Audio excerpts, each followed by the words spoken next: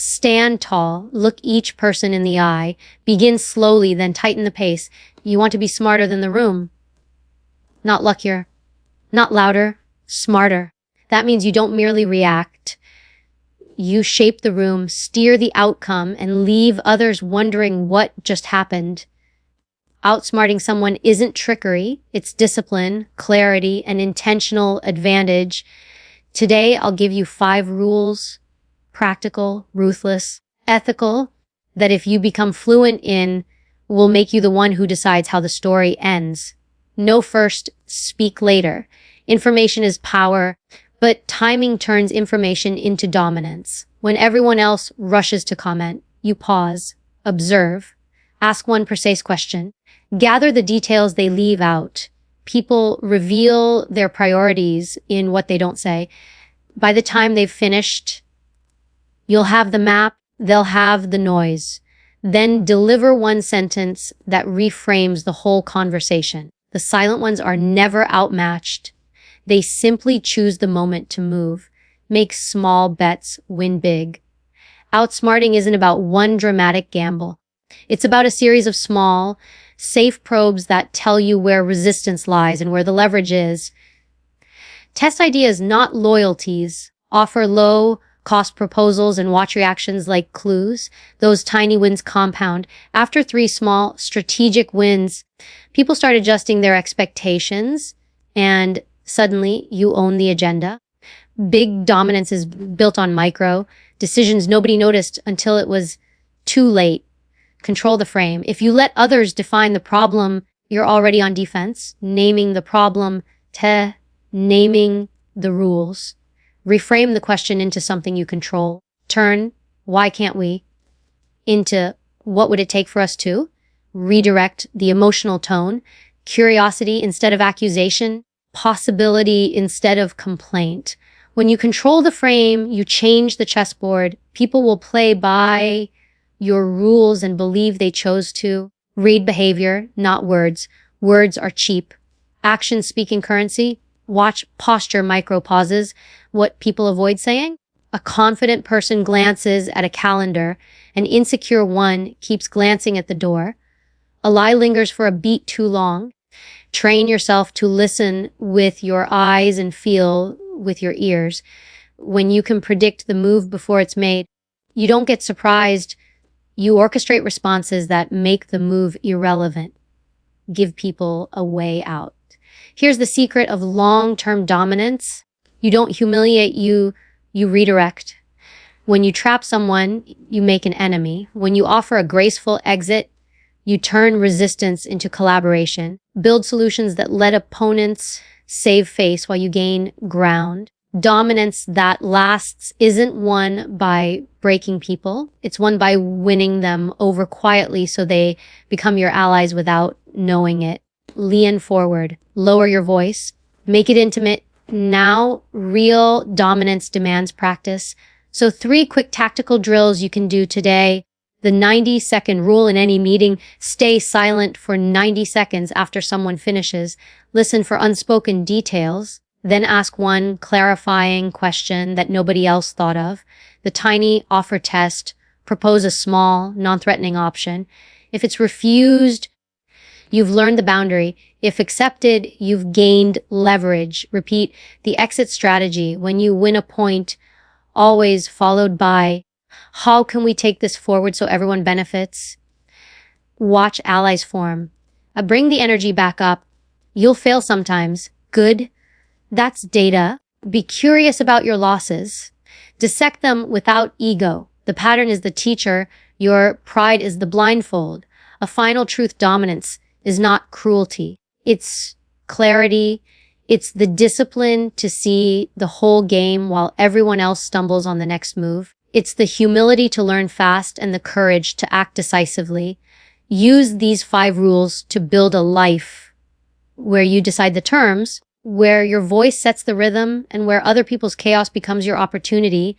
Hands open, voice rising for the close. So go practice. Pause more, probe more, reframe more. Watch the room. Offer the exit. Little by little, these habits will stop being tricks and start being habits. And when that happens, you won't be trying to outsmart anyone. You'll simply be the person everyone else is trying to catch up with. Know first, speak later. This rule is simple, but it is also one of the most underestimated tools of power. Most people are addicted to talking.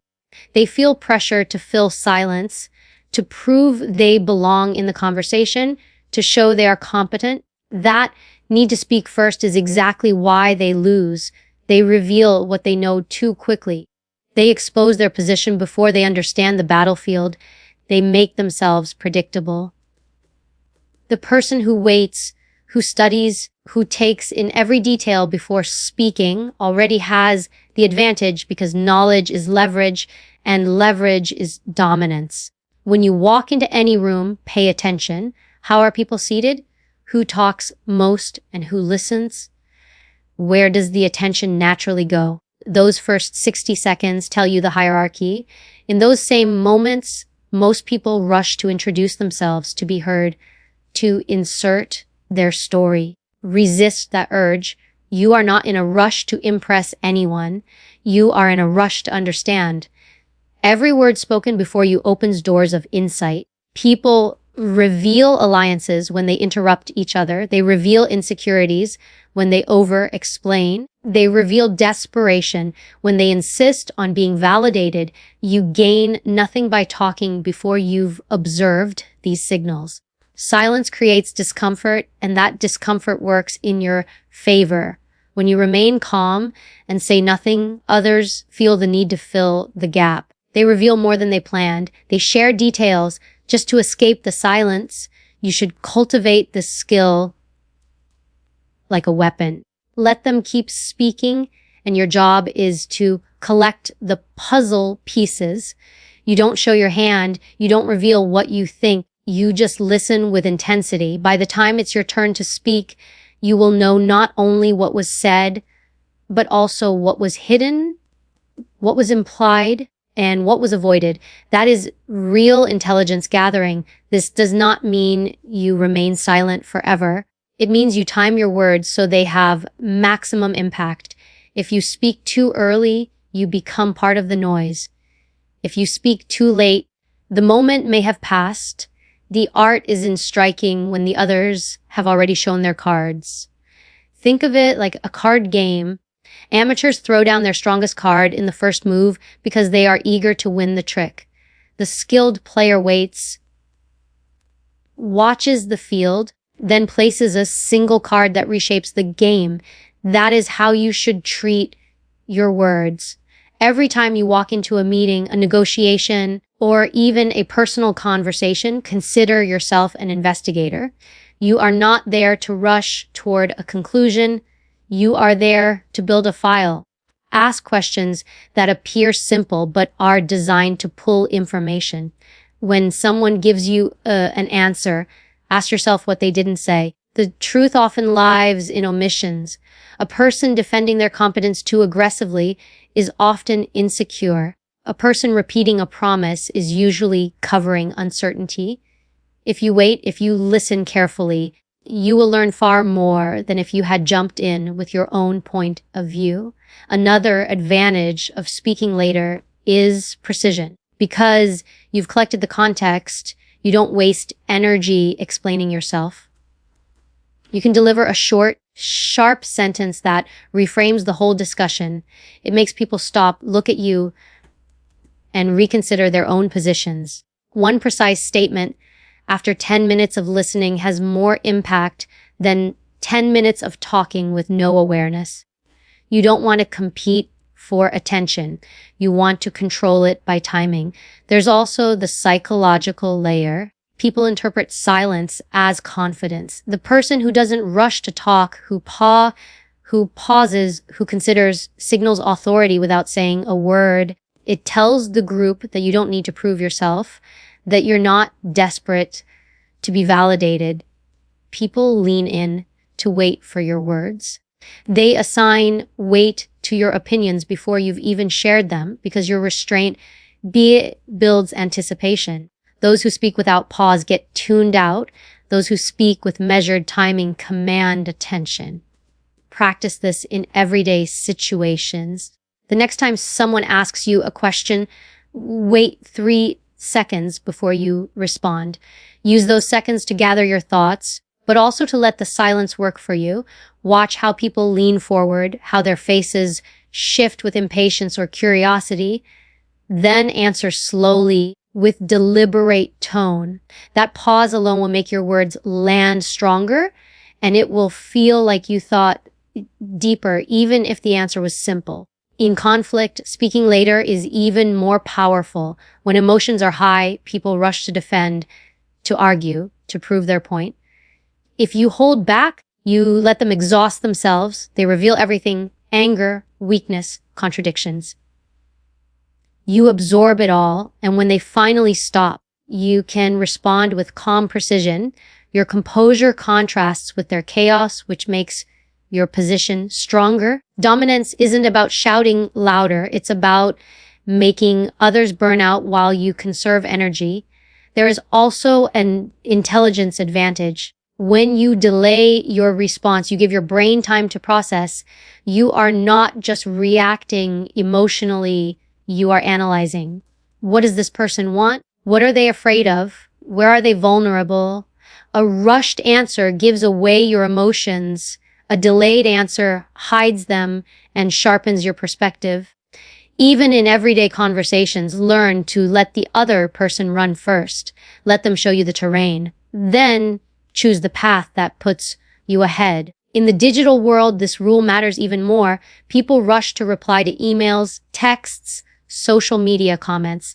Fast responses feel efficient, but they often lack strategy. If you slow down, if you read carefully, if you wait before answering, you not only write with more clarity, but also project authority. The person who replies instantly looks like they had nothing better to do. The person who replies with careful timing looks like they control their priorities. Even silence can be a message that you are not moved, not pressured, not desperate for validation. Mastering this rule requires discipline. It is not natural to resist the urge to speak.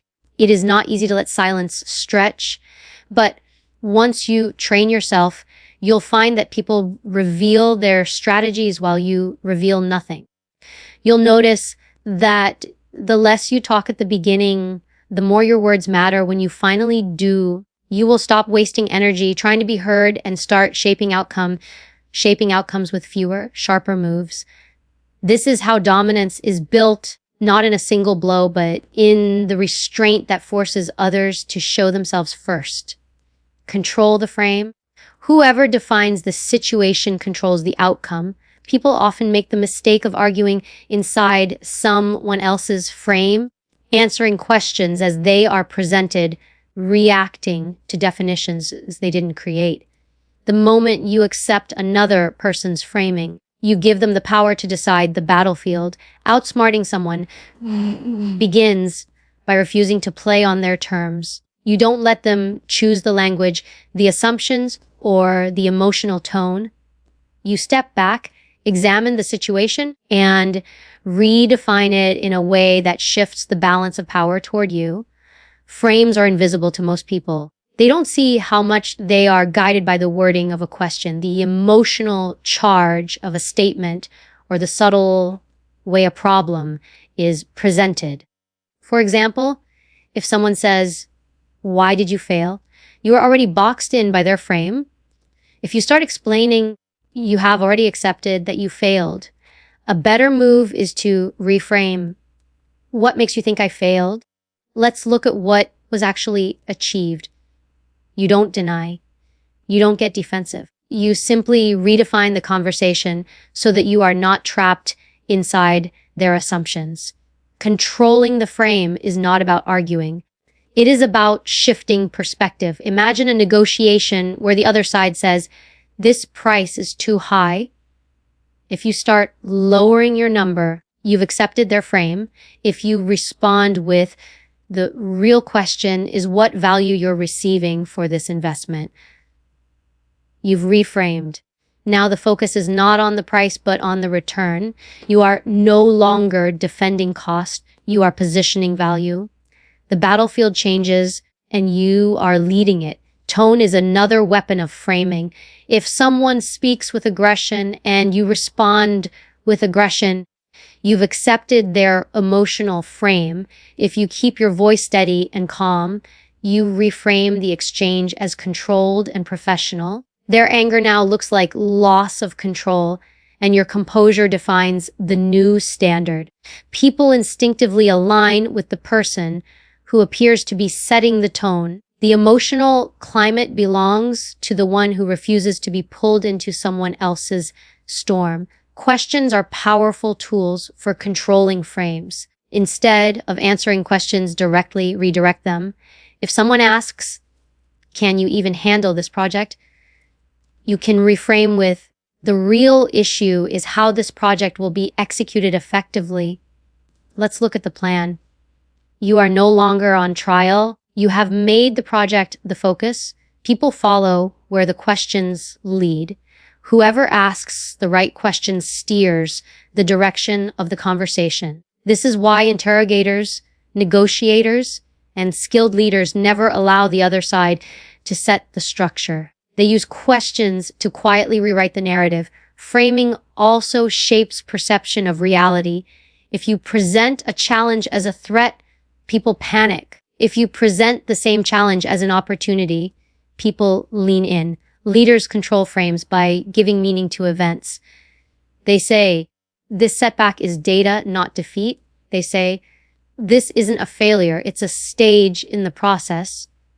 By altering the lens, they alter the response. Outsmarting someone isn't always about facts. It's about shaping the way those facts are understood. Every conversation is a battle of frames, and most people don't realize it.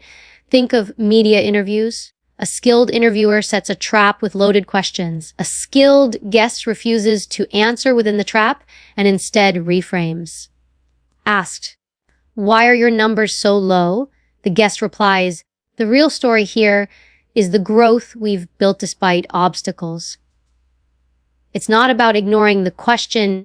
It's about redefining it so the terms favor you. The most effective players don't fight within the frame. They change the game entirely. The power of framing extends into everyday life.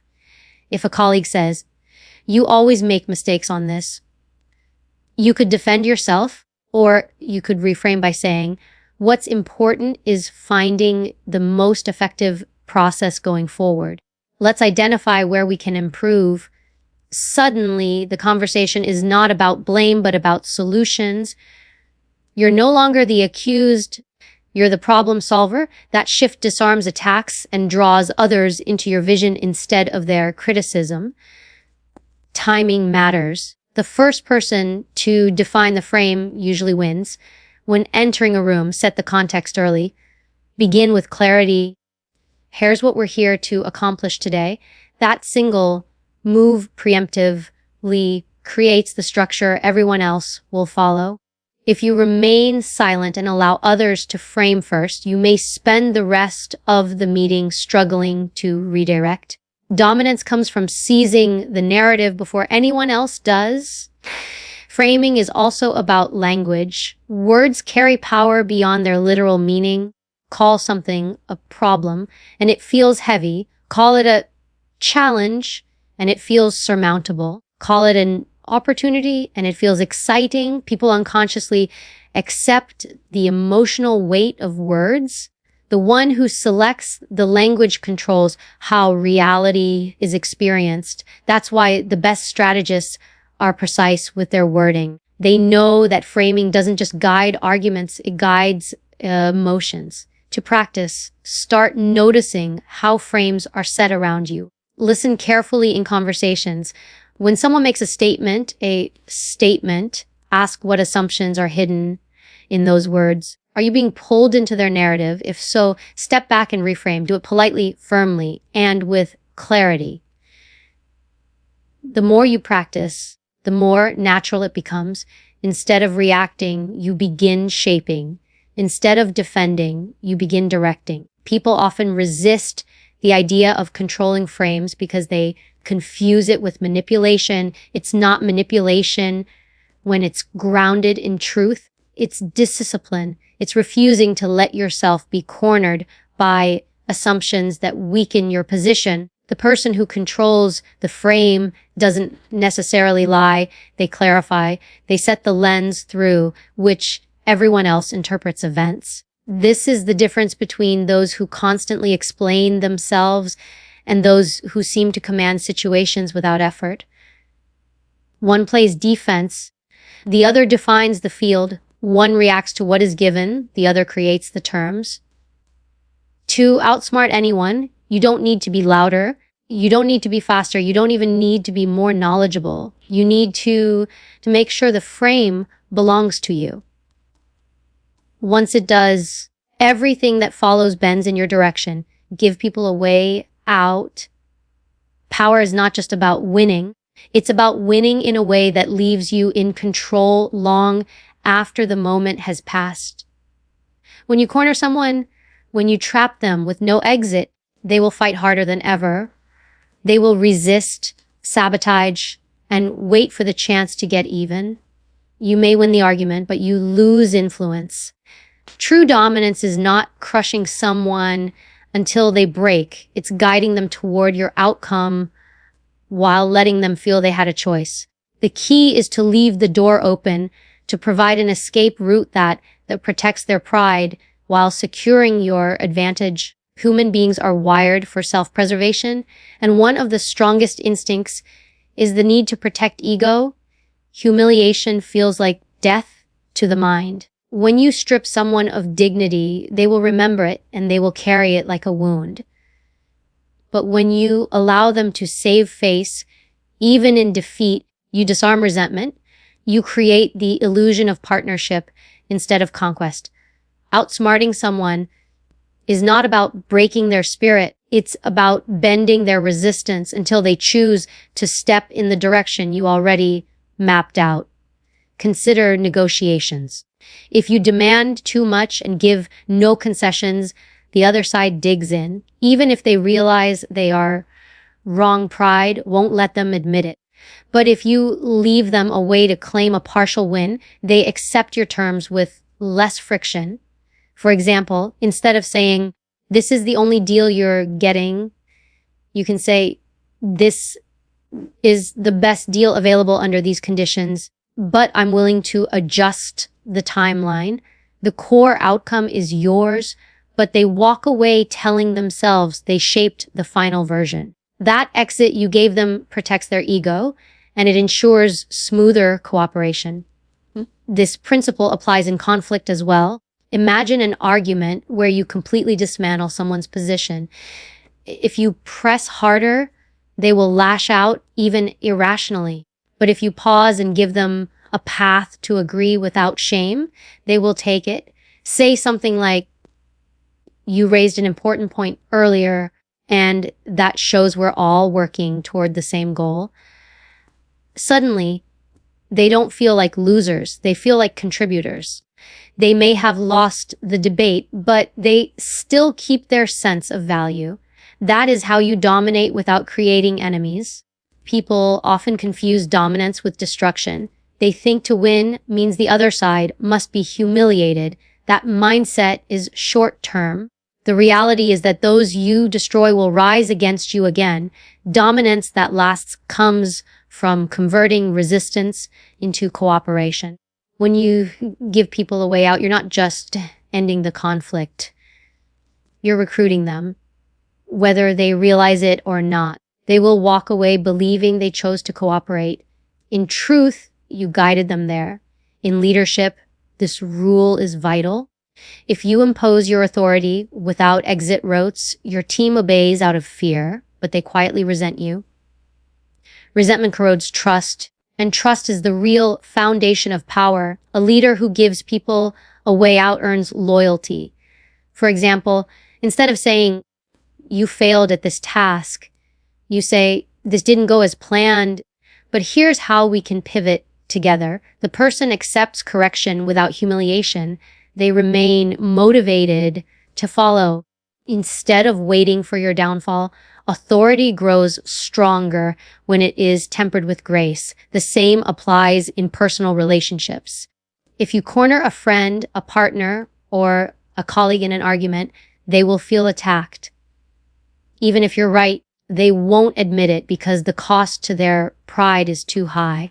But if you say, I see where you're coming from, and maybe we can find middle ground, you've opened a door. They can step through without losing dignity. The outcome still favors you, but the bond remains intact. Power without connection breeds isolation. Power with grace creates influence that lasts. There is also a strategic reason for giving people a way out. When someone feels trapped, they become unpredictable. Desperate people make reckless moves. They break rules. They escalate. They take risks that damage everyone. By offering an escape, you contain their behavior. You channel their energy in a direction that no longer threatens you. In warfare, generals have long understood this. A retreating army that is completely encircled will fight to the death, causing unnecessary losses. But an army given a corridor to flee will often run, ending the battle faster. The same principle applies to human interaction at every level. The way you phrase things determines whether someone feels cornered or given a path. Instead of saying, you're wrong, try, I see it differently, but we may both be after the same result. Instead of, you have no choice, say, the best option available right now is this. The language of exit allows people to align with you without feeling defeated. They preserve their pride while you preserve your dominance. This approach doesn't make you soft. It makes you smarter. Anyone can force compliance in the moment, but it takes skill to win compliance that lasts. Outsmarting people requires patience, foresight, and discipline. It requires knowing that the game is not just about today's victory, but about tomorrow's stability. By giving people a way out, you build a reputation as someone who wins with strength, but not cruelty, someone who dominates without burning bridges. That reputation multiplies your influence because people would rather follow someone who lets them keep their dignity than resist someone who strips it away. The habit of providing an exit must be trained. In every conflict, pause and ask, if I press harder, will this person comply or resist? If I want long-term influence, how can I let them keep some sense of control while steering them where I need them to go?